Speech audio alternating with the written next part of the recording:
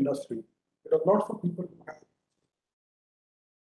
So the question that comes up in everybody's mind is that if I have an idea, how do I take it forward?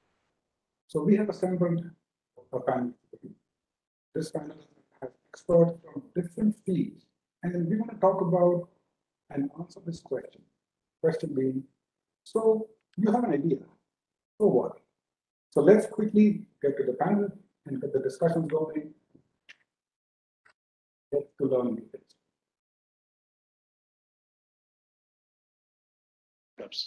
My name is Sunay, Director at Target Corporation. I also a mentor to startup community as part of my passion and groom them on technology as well as go-to-market strategy. In today's session, we are addressing a very difficult question. When somebody has an idea but does not know how and what has to be done, the innovator or the future entrepreneur are cluttered with thoughts on what should I do next with my idea. So you are here at the right place, and this expert panel discussion will help you to declutter your mind. Let me introduce the panel members who are the experts in their own field and have agreed to spare their valuable time with us. So with no further delay, let me introduce Mr. Venkata Simadri, the Managing Director and CEO at Moschip. Mr. Venkata is a serial entrepreneur and proven executive in semiconductor industry. He was the founder, president, and CEO of Gigacom Semiconductor LLC and founder director of Gigacom India. Both the companies are acquired by Moschip. These are the driving force behind establishing IP licensing and design services business with leading semiconductor companies. Earlier Gigacom, Mr. Venkata was the founder, president, and CEO of TTM, that is Time to Market, from 1998 till its acquisition by Cyient in 2008. He was the head of high-tech business until 2012. Venkata has 30 years of experience, primarily working in USA and India region. He did his B from Andhra University and MS from the New Jersey Institute of Technology, NJIT. Welcome, Mr. Venkata. Thank you. Our next panel member so much for the introduction. Yeah, thank you. So our next panel member is our funding world, Mr. Mitesh Shah. He's a co-founder at IPV. Mitesh began his career with Mandana Industries Limited, an apparel manufacturing company, in 2001, where he handled various projects, including the company's IPO in 2010 and its exclusive global licensing deal with Salman Khan's Being Human brand in 2011. He joined Ola as a CFO in December 2013 and played a pivotal role in the evolution of one of the biggest startup stories of India. Then came the Book My Show in 2016, where he spearheaded the finance function and played an active role in strategic business management. With his vast experience in the startup world, Mitesh co-founded IPV in 2018 to mentor the founders across early stage startups with smart capital. Welcome, Mitesh. Our next panel member is from the government body, Mr. Subodh Sachan. He's a director at STPI. Subodh brings a great blend of industry and government engagements. In his current role as a director at STPI, he influences the industrial policies, strategies for the growth of electronics industry in India. Subodh comes with a deep-rooted experience in electronics product development and management. He has a great experience in business analysis skills with wide experience in multinational companies before joining STPI. Subodh has a degree from IIT Roorkee with postgraduate management from IIM Bangalore. Welcome, Subodh. Thank you, Sunayji. Thank you, everyone. Our final member is from the world of IP protection, Mr. Navin Surya. He is partner at the K&S Partners. Navin handles patent prosecution and filing in the areas of semiconductor, electronics communication, digital systems, telecommunication, computer networks, wireless technologies, embedded systems, electromechanical engineering, automobile technologies, medical devices, and computer science. He also handles opinions on patentability, freedom to operate, invalidation searches, due diligences, technology landscape, infringement analysis, and IP portfolio building strategy, besides managing patent portfolios and conducting patent workshops for the clients. Navin regularly appears before the Patent Office and the Intellectual Property Appellate Board in connection with patent prosecution. He is a regular speaker at various conferences and seminars. Prior to joining the firm, Navin was teaching at the engineering college. So welcome all the panel members. Thank you. To make this session more interactive, I would pose to be a budding entrepreneur myself. And let's start the discussion. So my first question would be to Mr. Venkata. Mr. Venkata, so having an idea in the SOC or semicon services, how do I proceed next? Sure, thank you. And again, Sunay, this is again a very broad question. And to begin with, I don't want to claim that I'm a startup expert. I'm more of a semiconductor guy. I've been in Silicon Valley for last 30 plus years. And I've been fortunate enough to, work with so many exciting startups. Some of them are very successful, and some of them probably, you didn't even hear the name about them. So I definitely, seen some good, activity and work with some of the best brains in the world. So with that background, I can probably, throw some light on this. So let me, take a step back and look at this whole ESDM sector, what's happening in India right now. And if you look at India for the last 5-6 years, I think they made a tremendous progress on the mobile phone manufacturing side. So I think they picked that one area where, this is one of the biggest, consumed devices in India. They put focused effort on that. So as I understand today, probably, India is making around 250 plus million, mobile phones in India. They're probably the second largest mobile phone manufacturer in India. And along with that, and I'm sure India is also making, roads in other areas like, IoT devices, smart meters. But unfortunately, the situation is every component that goes into these devices, right?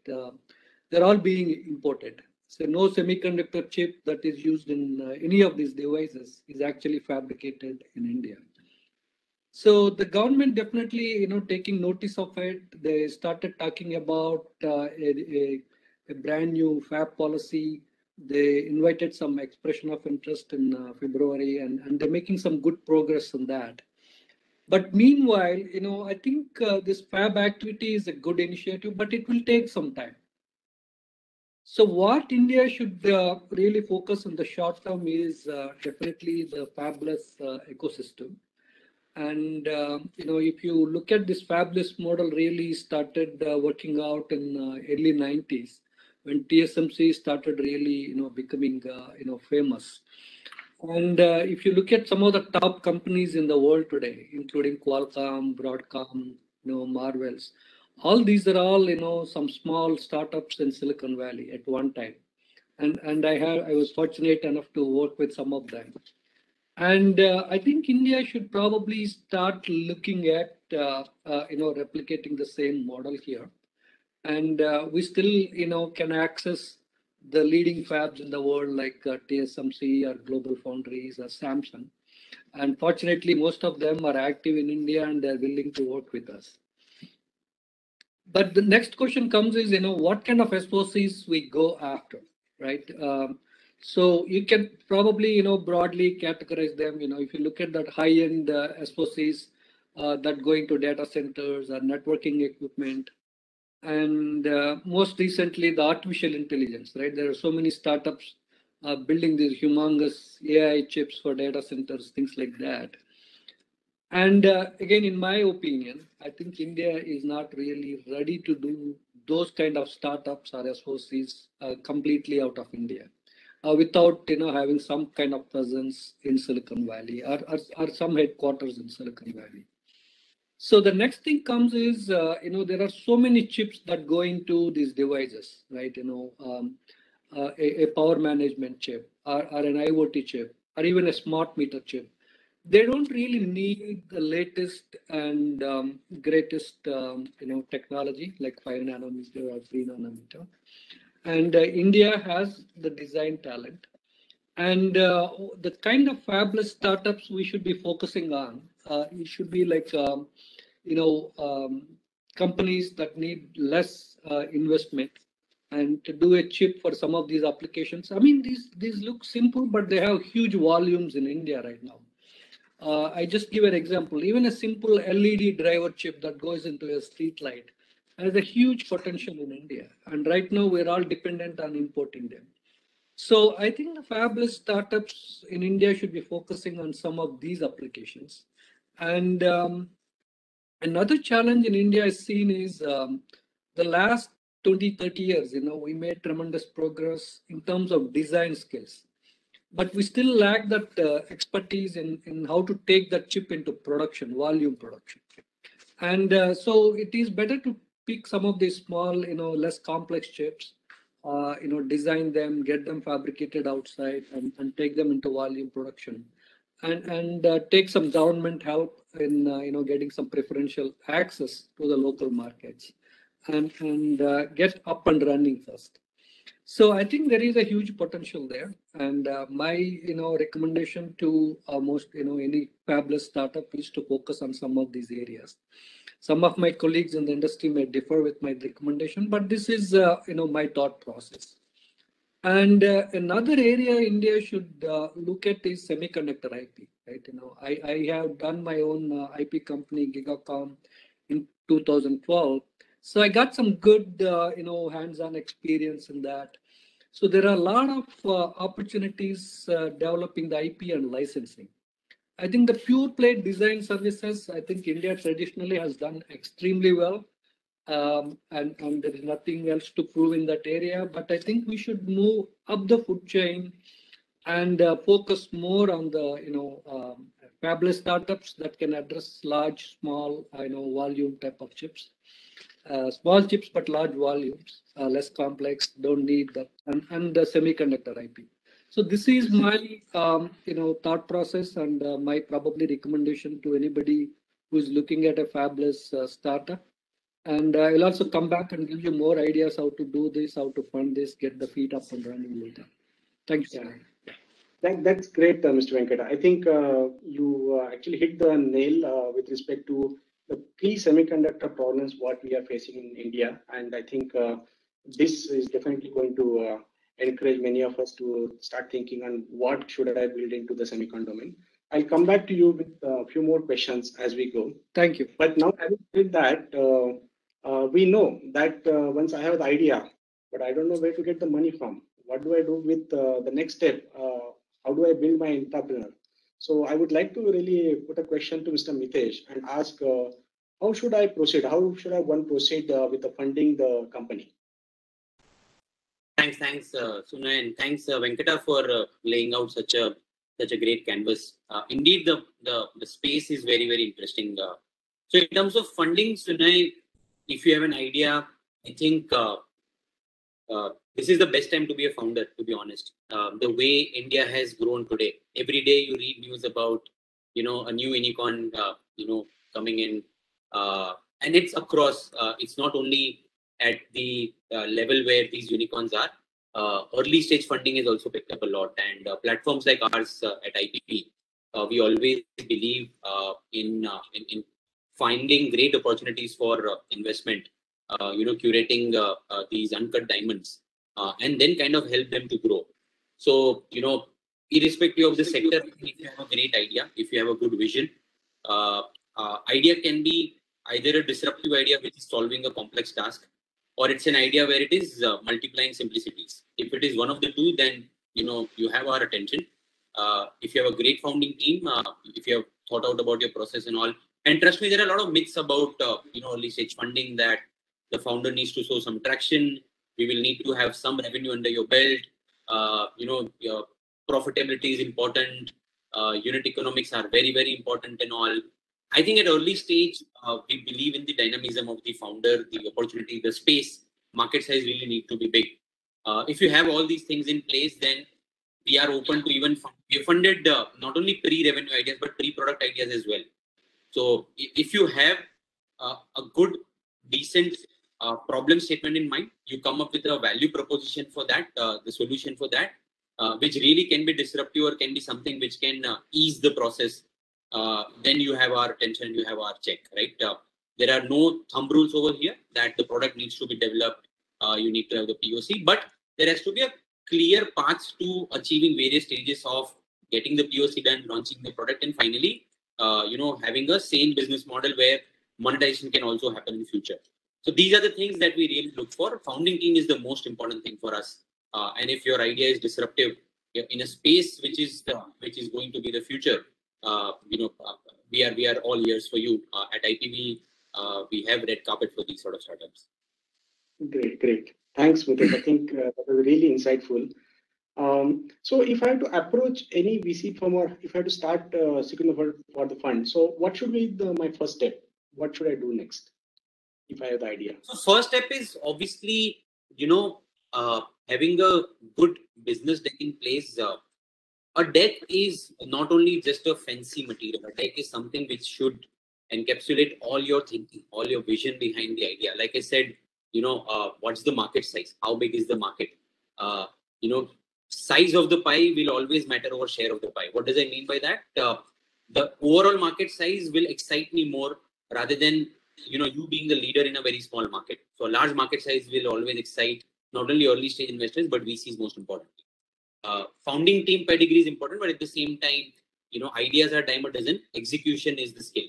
So you should have a very good, formidable operation team with you. Ideally, 2 or more co-founders, that's preferable. That is not to say that single founder team never gets funded. But when you have 2 or more co-founder, idea is that one of them can be taking care of the technology, one can be taking care of operation, and one can be in the overall supervision and charge of the business as CEO. So a good solid founding team where they have different degree of knowledge about the domain.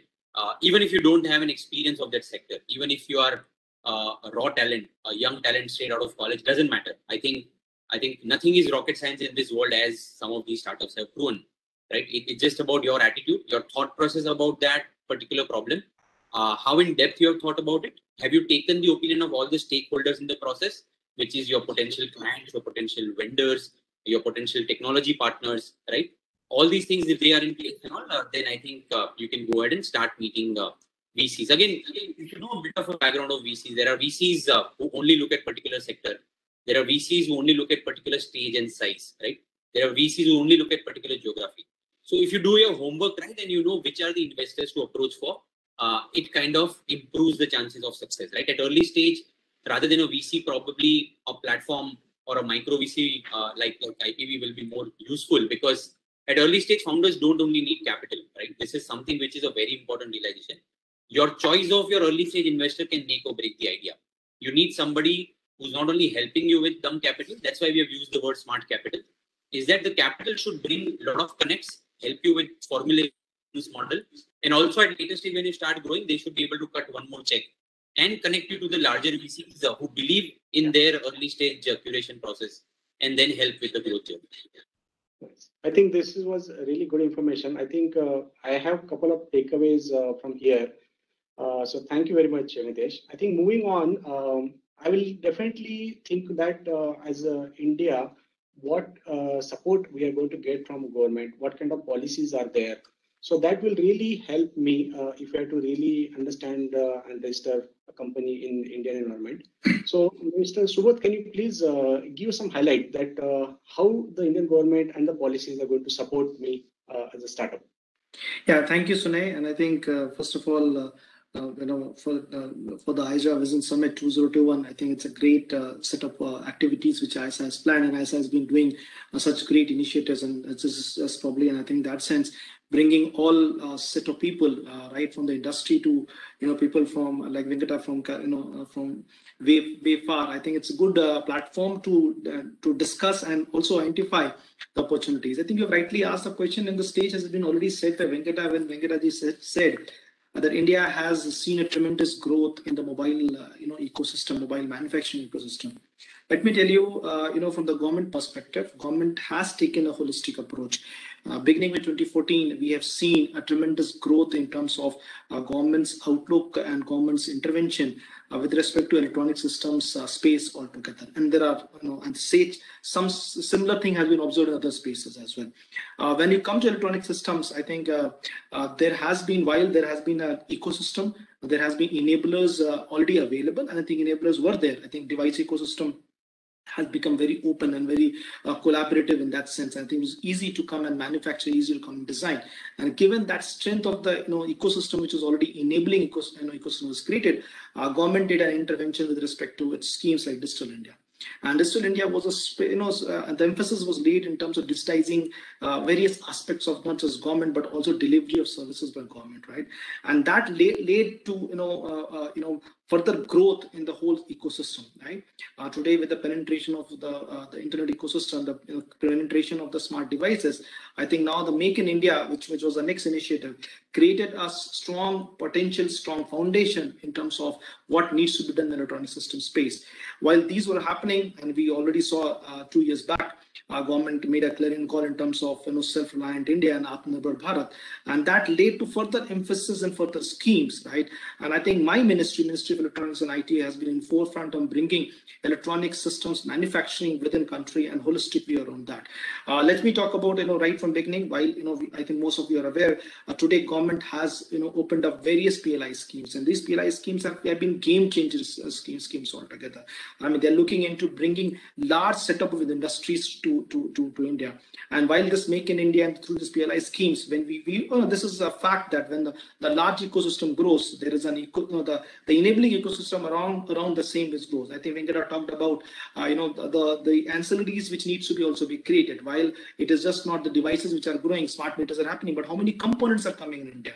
Given that focus, I think my ministry also launched SPECS, and SPECS was focused upon creating component ecosystem, creating supply chain ecosystem around the industry as well. Now, from the PLI scheme, from the SPEC scheme, from EMC schemes, right? I think there has been a potential, there has been an impetus, there has been a push from the government, and this push has already yielded in making India as the second largest manufacturing hub for mobile space today. But we are seeing various sub-segments are also growing, right? And also this growth is only possible by virtue of not just bringing large industry, but also enabling startup ecosystem, right? And as Mitesh said, India has been a place for a growing growing startup ecosystem, right? Today, we are a third largest startup ecosystem in the world, right? And that is possible because of the talent which is available today. I think I came from background with the ESDM space. I started my career with Motorola, and a lot of people who have worked for almost 3 decades in the industry, they have created the talent pipeline right now. This talent pipeline is actually powering the startup ecosystem. Today, when we see the bright ideas, I think within my setup, which is the Software Technology Parks of India, we are running, and under myself, we are running many centers of entrepreneurship, right? And these centers of entrepreneurships are housing smart ideas, smart people, and young people actually. And I think most of these people are getting guidance from the industry experts. And I think that becomes very important. When Mitesh talked about funding ecosystem has already been well enabled today. I think that's the fact, right? I think yesterday PwC published a report, right? In Q3, the amount of funding which India received, $10.9 billion funding, so almost twice the funding in the same quarter last year, and almost 40% more than the Q2 funding of this year itself. Now this funding is available, and I think there are other drivers for the same. Probably China ecosystem is not so conducive enough to invest right now, and India has a sweet spot. But it's also the fact that today the startups are developing a great solutions, right? While Mitesh talked about there has to be an idea validation, I think that becomes important, and government brings in a lot of initiatives like that. Today, my ministry, SOF STPI, we have opened 20 centers of entrepreneurship, and I'm happy to share that out of these 20 centers of entrepreneurship, there are 4, in fact, and another 2 more are going to open, which are focused in electronic system design space. Entrepreneur Park, which was started in collaboration with the IESA. I think it was over the first center of entrepreneurship within STPI. And this EP Delhi, which we call Electropreneur Park Delhi, has been highly successful. Today, it has already supported 49 startups. And some of these startups have actually not just developed great IP, but they've also been able to get a good revenue from the market itself, which basically means that they were sitting on great ideas. They had right IP to protect their products and solutions, and today their products and solutions are able to hit the market and get themselves established in the market, right? And on the models of entrepreneur path Delhi, today STPI, and which was again a creation of IESA. So I must thank IESA for that, right? And we have established 19 more centers of entrepreneurship, which was built on a similar collaborative model. While these collaboration, what we are trying to do, and these entrepreneur park, which is second entrepreneur park we established in Bhubaneswar, and again these are to set up to house startups, right? But we've also established focused technologies and entrepreneurship centers in IoT space in Bangalore and Mohali. We're also going to start 2 more Industry 4.0 centers of entrepreneurship, one in Visakhapatnam together with the Rashtriya Ispat Nigam Limited, and also one more with the HP in Bangalore. And these will become centers which are built on a collaboration, right?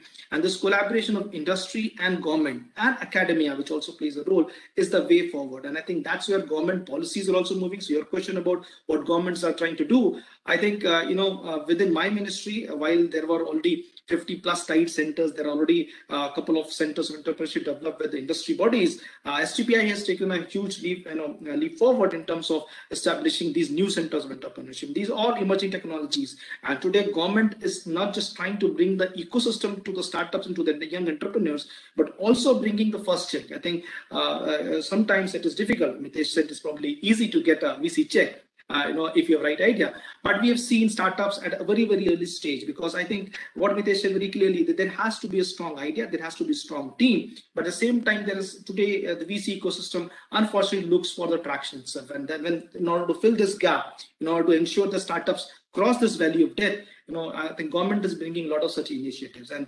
STPI has been able to bring the fund itself, which is focused to support the startups and probably write the first check, right? I think that's what we are trying to do within the government, and there are, this is today the size of intervention STPI is doing is around 500 crores, which we are putting up in the startup ecosystem in next 5 years. By 2025, our target is actually to grow 2,000 startups, right, in the whole emerging technology landscape. And I'm sure with the 5 or 6 centers that are electronic system design focused, we will see almost 30 to 40% of these startups in this space itself. And that's what government entity like STPI is bringing in. And I'm sure government has multiple such entities which are very focused to ensure the startup ecosystem becomes the vehicle for the next set of growth. So I'm sure we'll have more questions, but that's what I wanted to start with. Thank you, Sunil. Over to you. Yeah. So actually, it's very encouraging. I'll tell you my journey 20 years back in STPI's role was just to approve the imports.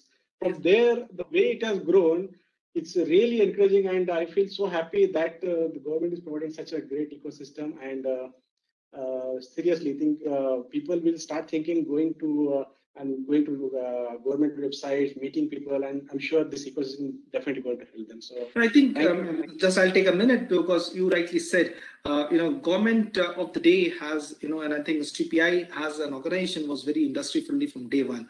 3 decades of STPI, I think, has been growing along with industry, right? Moving along with industry.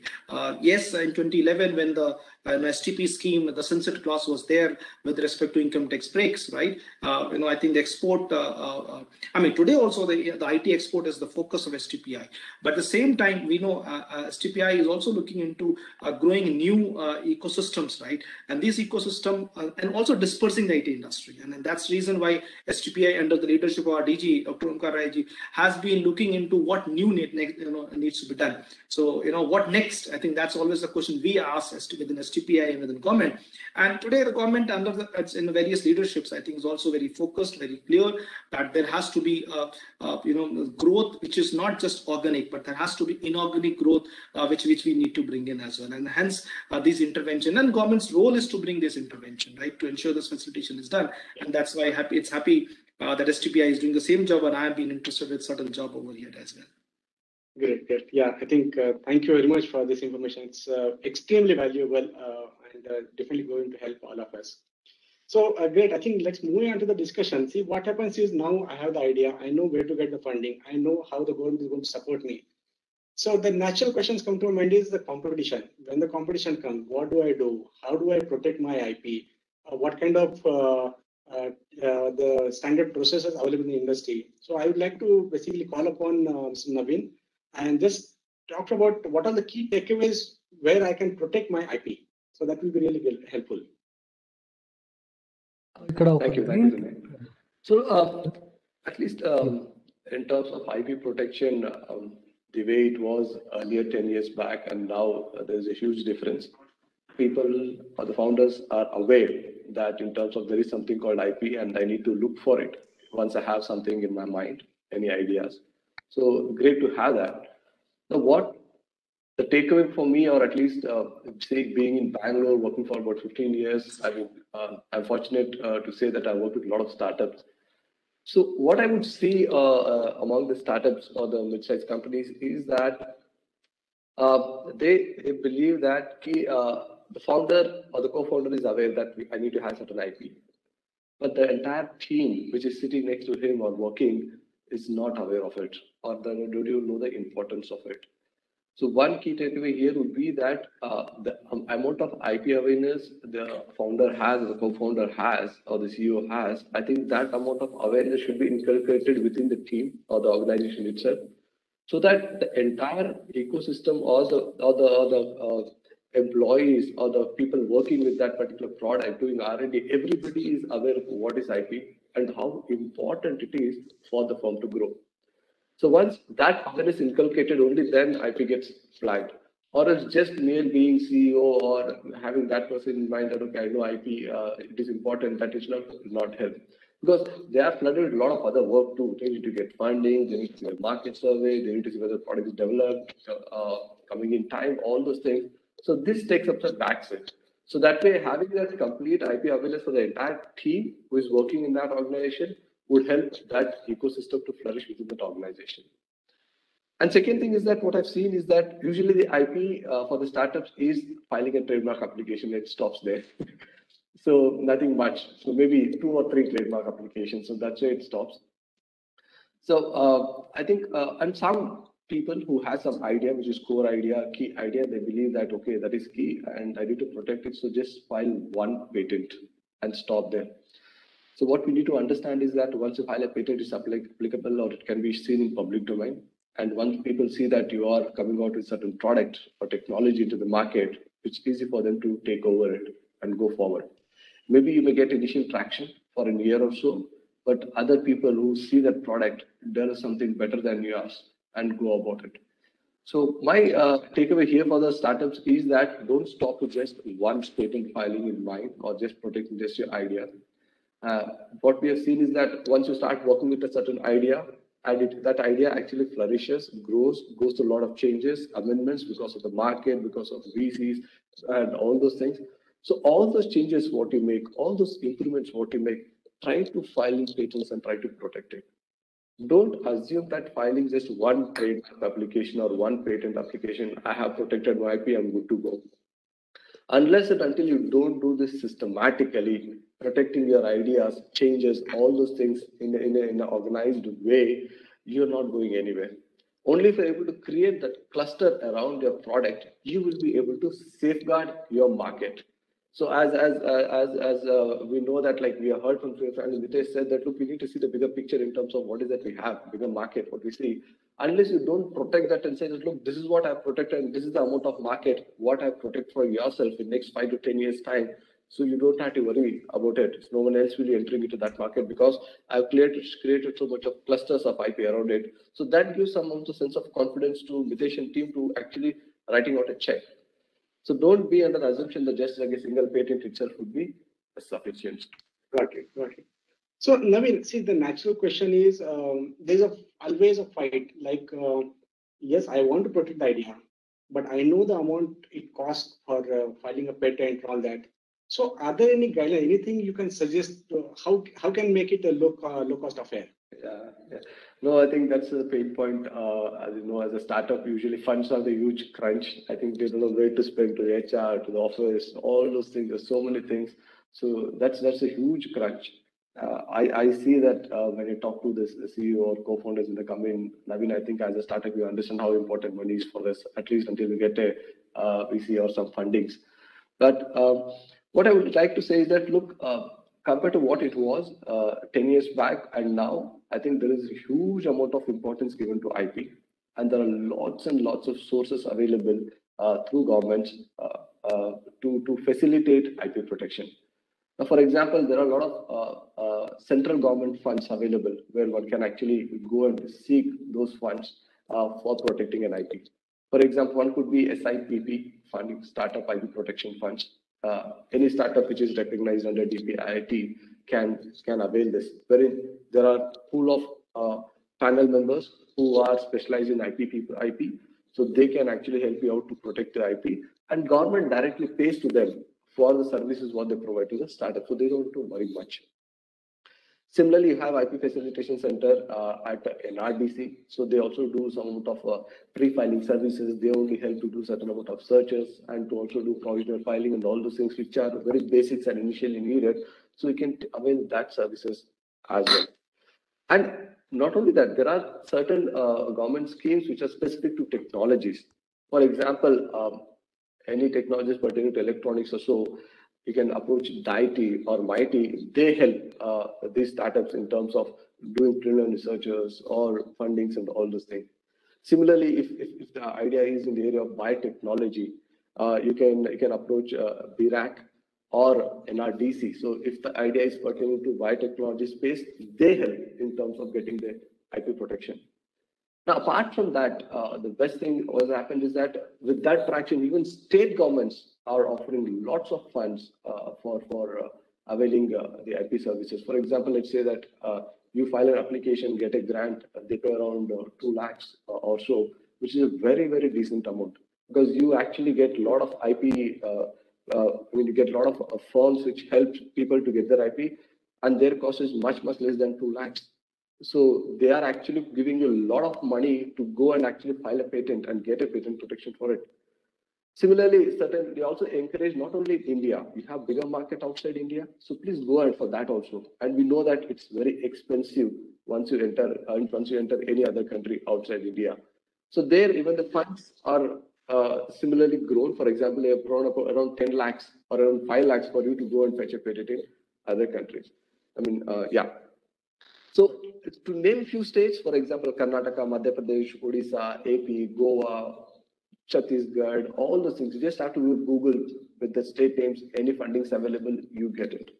And the options are plenty. Starting telling that I'll give the entire funding, or I'll give 80% funding, or I'll pay you in advance beginning, and maybe at the grant I'll pay later. So all those variations are available. It's only that you need to use it. And I was talking to one of the Karnataka state policymakers. So he was saying that, Navin, the amount of funds which we had to give it away for people to protect an IP, it's not even used by 20%. So we have 80% of fund lying with us. Nobody's even claiming it. Yeah. Very interesting to know that. Yeah. It's really good. Yeah, it's cool. So thanks, Navin. I think that really makes me as a entrepreneur more comfortable that there are avenues for me to really secure IPs at a low cost. So that's good information. So I think continuing that discussion, so one of the questions which will come to mind is how do I commercialize the idea now? So maybe in the semiconductor sector, I were to, how do I go and commercialize my fabulous semiconductor idea? So probably, Mr. Venkata, you can just throw some light. How do I basically commercialize, or any key takeaways from the fabulous semiconductor perspective?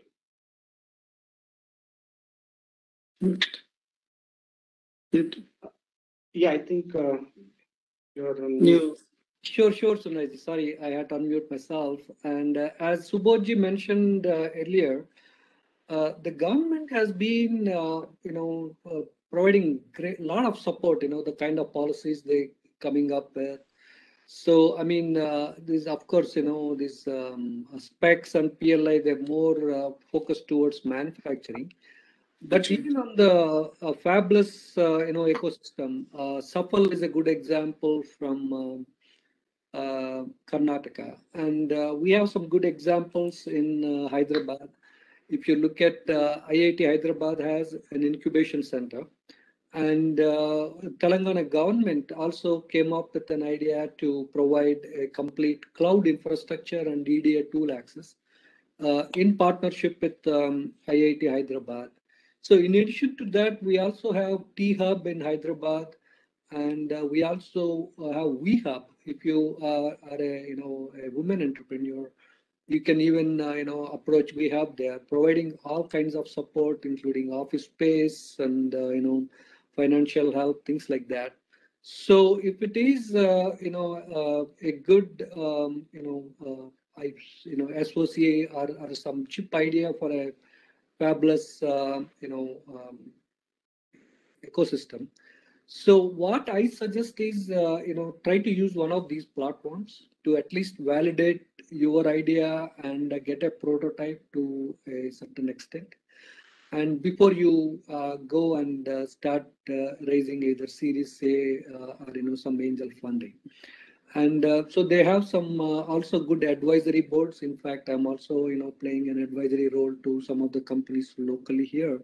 So we can certainly hold your hand to get at least up and walking, if not running. And after that, you can start. Once your idea is validated, you start approaching some potential customers and start getting some traction in terms of validating your idea and see if there is a potential for taking that idea into volume production. That's when you can start going after VCs and raise a full round of funding to take it actually into a volume production. So that is what I suggest. Got it. Yeah, this is really good. So now once I get the validation, I get a platform where I can try it out. So the natural questions come to me that I'm going to basically customer has accepted it. I know there is a good traction. I'm going to get a good revenue.